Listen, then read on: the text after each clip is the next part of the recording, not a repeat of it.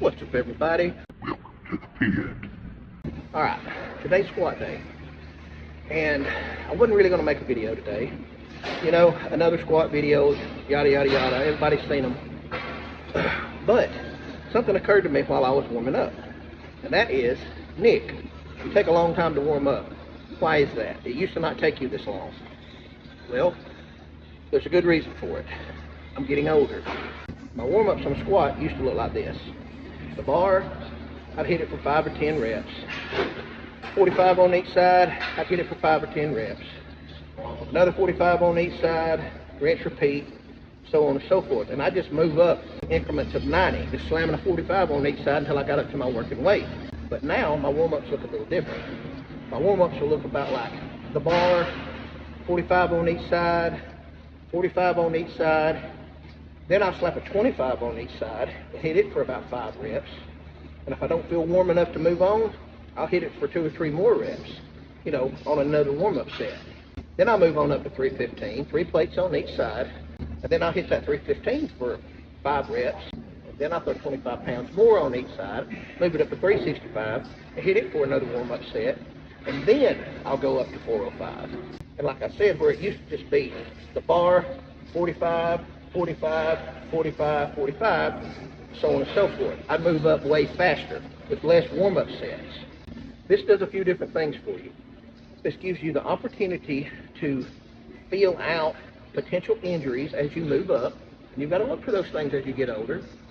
Also, it gives your central nervous system more of an opportunity to get used to that heavier weight.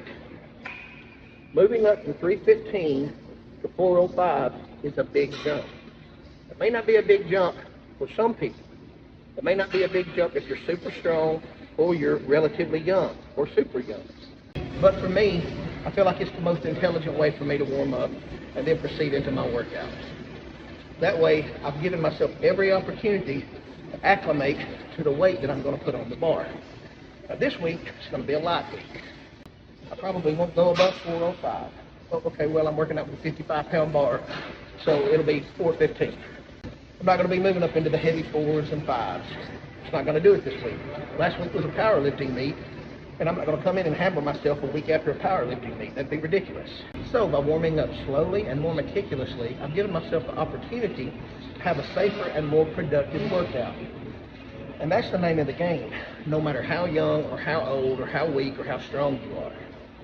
It doesn't matter if you're a beginner lifter, an intermediate, an advanced lifter, you know, old, young, whatever. An extra 1, 2, or 3 warm-up sets is never going to hurt you. There's no downside to it. There's only a benefit. The only downside I can think of is it might possibly knock off a rep or 5 or 10 pounds on the max amount of weight that you plan on going for that day by doing an extra 1, 2, or 3 warm-up sets. But let me tell you something, it won't.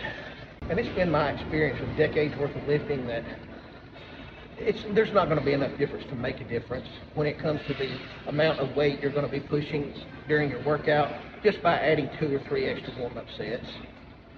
You know, and if you're younger, you're not going to need as many warm-up sets. You know, so maybe only an extra 1 or 2. But as you get older, you know, 3 or 4 might actually help. It helps me.